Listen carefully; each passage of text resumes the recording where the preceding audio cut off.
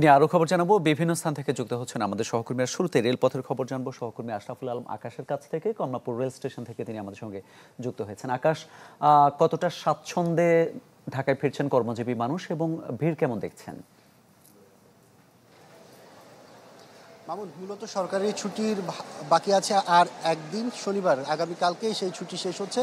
পরশু রবিবার থেকে আবার কর্মব্যস্ততা শুরু হবে এই রাজধানীর বুকে। সেই হিসেবেই কিন্তু বলা যায় ঈদের ছুটি কাটিয়ে রাজধানীতে আসা শুরু করেছে দেশের বিভিন্ন প্রান্তে যাওয়া মানুষগুলো। কিছুক্ষণ আগে এখানে একটি ট্রেন এসেছে, আপনি দেখতেই পাচ্ছেন যে ট্রেনের যে যাত্রীরা তারা কিন্তু পরিবার পরিজন সহ তাদের যে জিনিসপত্র সেগুলো নিয়ে কিন্তু ধীরে ধীরে বের হচ্ছে তারা প্ল্যাটফর্ম থেকে। বলা যায় সকাল থেকে কিছুক্ষণ পর পর কিন্তু এই কমলাপুর স্টেশনে ট্রেন আসছে, যেখানে যাত্রীরা মূলত ঢাকার উদ্দেশ্যে আজকে তারা বিভিন্ন জায়গা থেকে রওনা হয়েছিল। সবগুলো ট্রেন শিডিউল মোতাবেক কিন্তু তাদের গন্তব্যস্থল থেকে ছেড়েছে।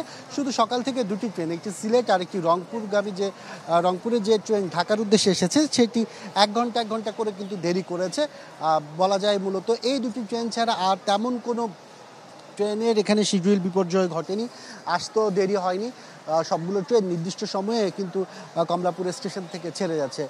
যাত্রীদের স্বস্তির কথা তারা আমাদের কাছে প্রকাশ করেছেন, শুধু বলেছেন একটি অভিযোগ ছিল প্রায় বেশিরভাগ যাত্রীর, সেটি হচ্ছে যারা এসি কেবিনে ছিলেন না, নন এসিতে ছিলেন, তাদের কিন্তু প্রচণ্ড গরমের যে দুর্ভোগ সেটি কিন্তু পোহাতে হয়েছে।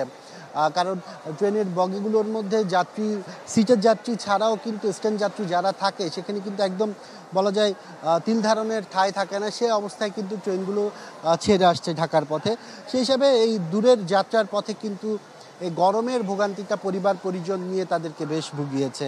এছাড়া বিশেষ ট্রেনের ব্যবস্থা রাখা হয়েছিল ঢাকা থেকে এবং ঢাকা আসার জন্য বিভিন্ন রুট থেকে যাত্রীদের জন্য, সেই ট্রেনগুলো কিন্তু ঈদ উপলক্ষে যাত্রীদের সেবা দিয়ে যাচ্ছে। এই ছিল কমলাপুর রেল স্টেশন থেকে সর্বশেষ পরিস্থিতি। মামুন। আকাশ, আপনাকে ধন্যবাদ। আমরা রেলপথের খবর জানছিলাম, এবার সড়ক পথের খবর জানবো। মহাখালী বাস টার্মিনাল থেকে যুক্ত আছেন সহকর্মী মাহবুব রহমান। মাহবুব, কতটা স্বাচ্ছন্দ্যে ঢাকায় ফিরছেন কর্মজীবী মানুষ? মহাখালীতে যাত্রী উপস্থিতি কেমন দেখছেন?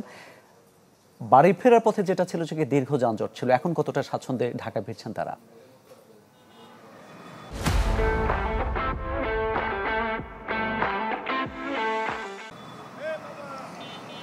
মামুন, এটি মহাখালী বাস টার্মিনাল। মহাখালী বাস টার্মিনালে সকাল থেকেই কিন্তু এই ঢাকায় ফেরত আসা যাত্রীদের সংখ্যা লক্ষ্য করার মতো, এবং বেলা যত গড়াচ্ছে এখানে এই ঢাকায় ফিরে আসা, ঈদ করে ঢাকায় ফিরে আসা মানুষের সংখ্যা কিন্তু ততই বাড়ছে।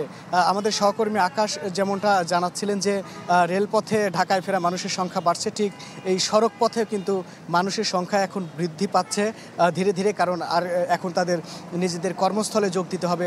মামুন, সকালেও কিন্তু দেখিয়েছে যে সদরঘাট এবং সদরঘাটে যে লঞ্চে ঢাকায় ফেরা মানুষ এবং সায়েদাবাদের সড়ক পথে ঢাকায় ফেরা মানুষের সংখ্যা বাড়ছে। ঠিক এই মুহূর্তে এই মহাখালীতে ঢাকা শহরে ফেরা মানুষের সংখ্যা বেলা বাড়ার সাথে সাথে এটি কিন্তু বাড়ছে।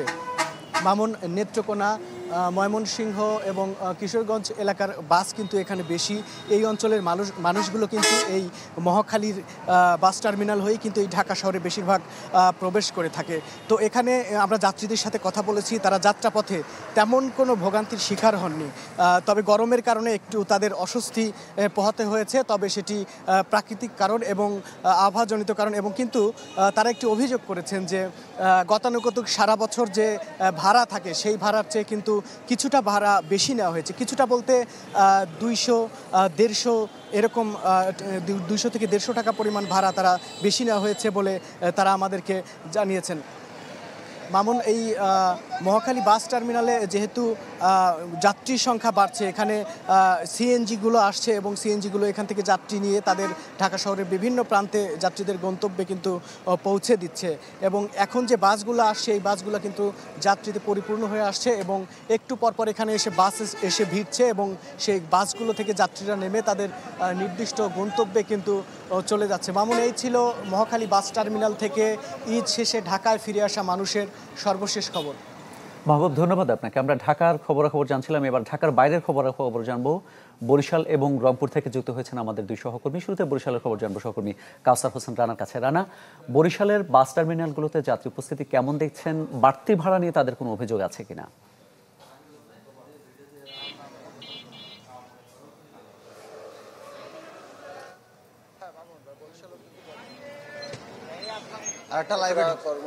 যাত্রীদের যে ভিড় ছিল সেটি কিন্তু দিন দিন বাড়ছে এবং গতকাল আমরা যেটি দেখেছি তার থেকে কিন্তু আজ বেশ ভিড় রয়েছে। এবং আমরা এই মুহূর্তে রয়েছি বরিশালের কেন্দ্রীয় নতুলাবাদ বাস টার্মিনালে। সেখানে এসে দেখেছি যে গতকাল যে ভিড় ছিল তার থেকে কিন্তু অনেক ভিড় রয়েছে এবং যাত্রীরা বেশিরভাগই এসে তারা যে কাঙ্ক্ষিত আসন সেই আসন কিন্তু বাসের সিট পাচ্ছেন না।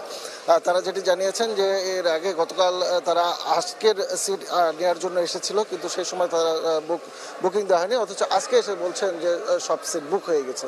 এখন সকালে অনেক যাত্রী এসে এখন অপেক্ষায় রয়েছে যে তাদের সিট পায় কিনা, এবং পরবর্তীতে বিকালের জন্য অনেককে বলা হচ্ছে যে বিকালে ঢাকা থেকে যে বাসগুলো আসবে সেখানে তাদেরকে সিট দেওয়ার চেষ্টা করা হবে।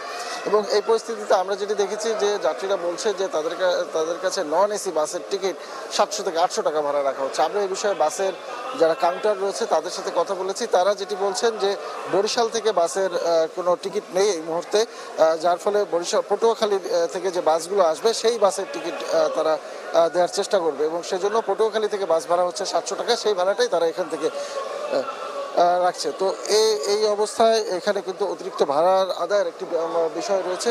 এবং আরেকটি বিষয় যে লঞ্চেও কিন্তু বিকেল প্রচুর ভিড় হবার একটা সম্ভাবনা রয়েছে। আজকেও বরিশাল থেকে 10 থেকে 11টি লঞ্চ ছাড়ার সম্ভাবনা রয়েছে। এই ছিল এখানকার সর্বশেষ পরিস্থিতি। মামুন।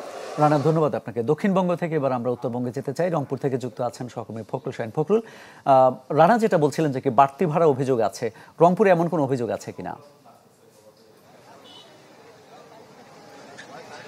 মামুন, আমরা ঈদের পর থেকে রংপুরে আসলে বরাবরই দেখছি যে যাত্রীর চাপ অনেকটা কম, এবং আমি আছি রংপুরের সবচেয়ে বড় coach stand, bus stand, Kamarpara coach stand, এবং এখানে এসেও কিন্তু আমরা দেখছি সকাল থেকে যে এখানে যাত্রীর চাপ অনেকটা কম, এবং কাউন্টারগুলোতে আসলে যারা যাত্রীরা আসছেন তারা কিন্তু সঠিকভাবেই বা সঠিক সময়ে সহজে টিকিট পেয়ে যাচ্ছেন, এবং তাদের আসলে তেমন কোনো অভিযোগ নেই ভাড়া বৃদ্ধির।